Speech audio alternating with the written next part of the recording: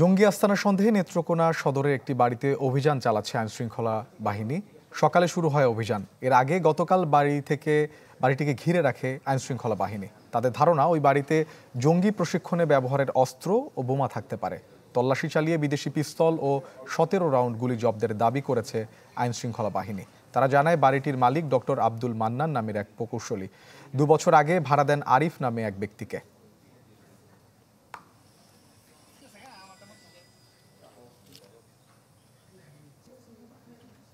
শোভন, আপনি যেটি বলছিলেন যে আসলে প্রতিবেদনে জানাচ্ছিলেন যে গতকালকে থেকে কিন্তু এই অভিযান পরিচালনা হয়েছিল এবং আজকেও ঢাকা থেকে এন্টি টেররিজম ইউনিটের যে একটি স্কোয়াড দল তারা কিন্তু ভেতরে প্রবেশ করেছে এবং তারা সেখানে অভিযান পরিচালনা করছে। তবে আমরা এখন পর্যন্ত ভেতরে কাউকে গ্রেফতার করা গেছে কিনা বা কি তথ্য বা অভিযান সম্পর্কে আসলে বিস্তারিত আপনাদেরকে জানাতে পারছি না, কারণ আনুষ্ঠানিকভাবে আইনশৃঙ্খলা বাহিনীর পক্ষ থেকে এখন পর্যন্ত কেউ এখানে এসে বিবৃতি প্রদান করেননি। তবে আরেকটি বিষয় জানিয়ে রাখছি যে এই বাড়িটিতে কিন্তু স্থানীয়দের সাথে কথা বলে যে বিষয়টা আমরা জানতে পেরেছি যে গত 3 বছর যাবৎ কেউ কিন্তু প্রবেশ করতে পারেনি। তবে ভেতরে মানুষের বসবাস ছিল বলে স্থানীয়রা দাবি করেছেন এবং এখানে এই ঘটনাস্থল একটু আগেই এখানে এসে পৌঁছেছেন ময়মনসিংহ রেঞ্জের ডিআইজি শাহ আবিদ হোসেন। তিনিও কিন্তু ভিতরে প্রবেশ করেছেন এবং এই অভিযানে তিনিও অংশ নিয়েছেন। আসলে আইনশৃঙ্খলা বাহিনীর যদি আপনাদেরকে একটু তৎপরতা দেখাই, কিন্তু বাড়িটির বাইরে কিন্তু আইনশৃঙ্খলা বাহিনীর যে সদস্য যারা রয়েছেন তারা কিন্তু